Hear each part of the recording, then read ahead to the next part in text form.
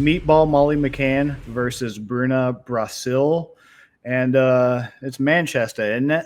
Yeah, we're in Yeah, I Manchester, believe so. England. So, Molly McCann is due for her annual, hey, we're in the UK. Let's give Molly McCann a warm up. Let's give her a layup here so that we can get the UK fans going crazy in the stands and, have her actually think she has a future in this division by just beating up tomato cans. Uh, Corporate wants you to find the difference between this picture of Molly McCann and Patty Pimblett. You can't. It's the same person. Molly McCann, no wonder she's such besties with Patty Pimblett because she is literally the female version of Patty Pimblett. They both are mainly promoted by the UFC on these big UK cards to get the fan bases riled up and to sell tickets. They're also both given cherry picked opponents for these matches to get people amped up and to try to squeeze and milk all the ounce of hype that's left in both of their careers. And yeah, that's pretty much how it is with Molly McCann. Don't get me wrong, she's a great fighter. She's been around for a while and everything, but let's not act like we don't know what's going on here.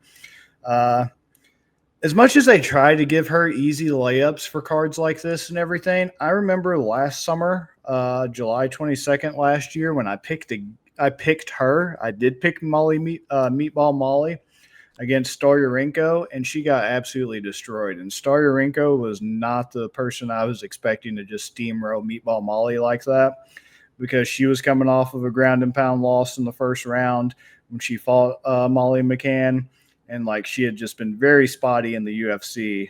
Literally had only won one fight in the UFC, lost three, being finished in two of those losses when she fought Meatball Molly.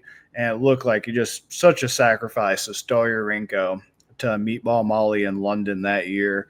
And she just basically immediately backed Meatball Molly up to the fence, shot a takedown, immediately secured an armbar. Meatball Molly is a really good grappler. Another thing she has in common with Patty Pimblett, they will try to strike, but they're primarily grapplers and known for their grappling, and we'll get to that with Patty Pimblett.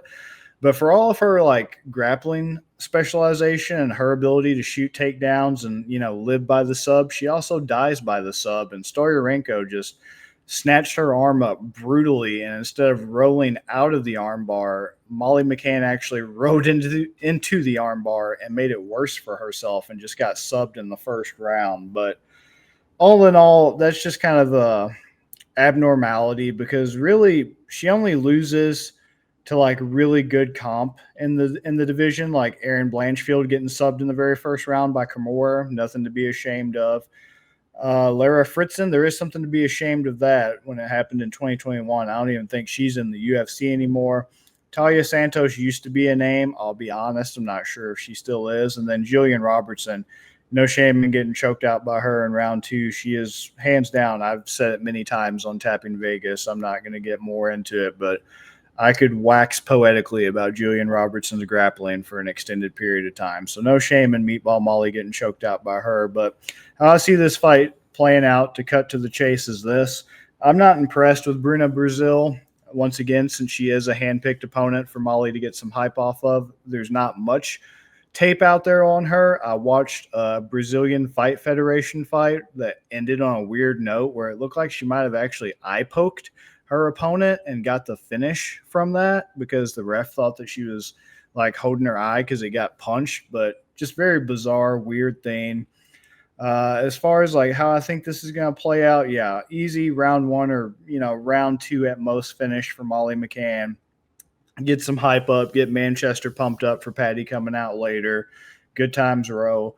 The odds clearly reflect this. Molly McCann probably going to be one of the heaviest favorites on this card, minus 345.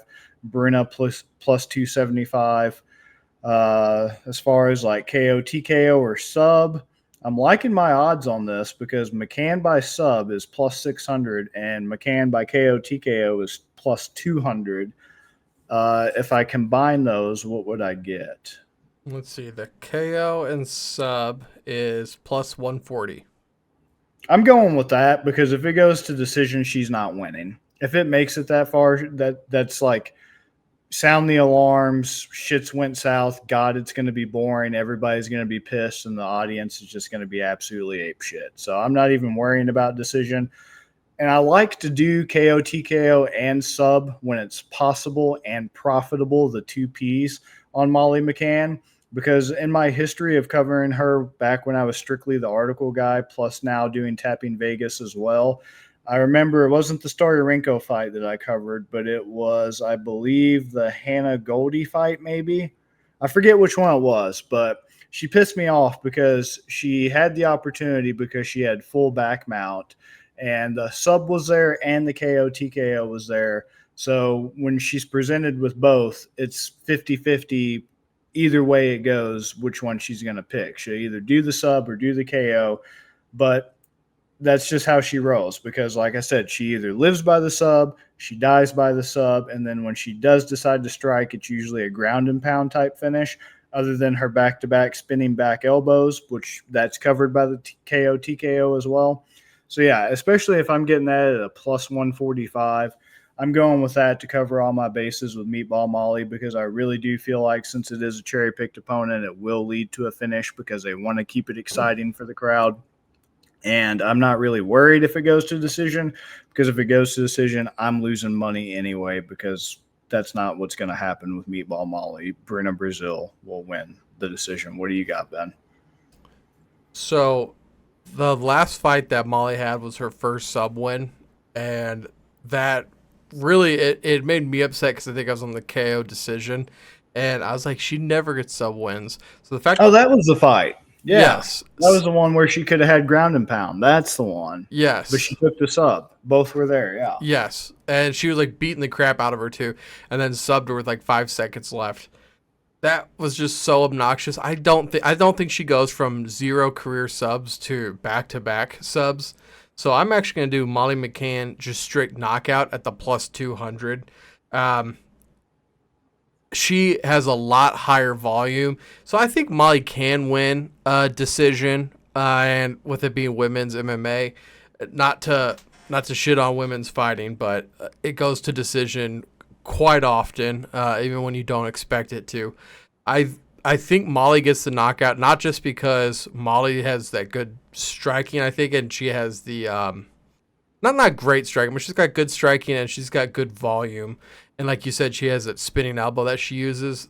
I think that it's the perfect storm with Brasil, which also, by the way, her nickname is the Special One, and her last name is the country she's from. So you might want to be careful about the IQ coming out of this one.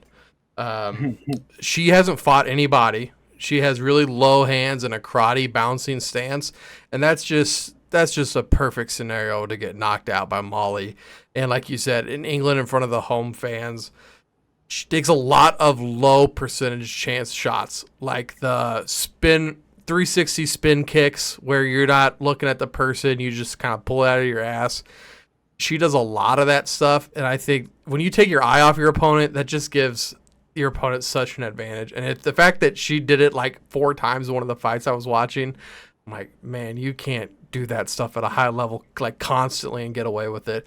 So I think Molly catches her at one point. Right now she's got 89% of the bets and 78% of the money. So there's some sharp money coming on Bruna, but I think that's because of Molly's line. Just at minus 345, nobody wants to take that. They'll take the chance on Bruna, but like we were saying, I think in this fight you have to take a method or you don't bet this fight. Right, exactly. Because you got to do something to take the edge off. And like I said, there are so many things that point to her getting a finish for sure. So that's why I just like to cover my ass based off what I saw last fight. I'm trying to be optimistic like you, but I like how you're taking KO, TKO, and I'm just covering both so that no matter what, we're ending up with plus money. So.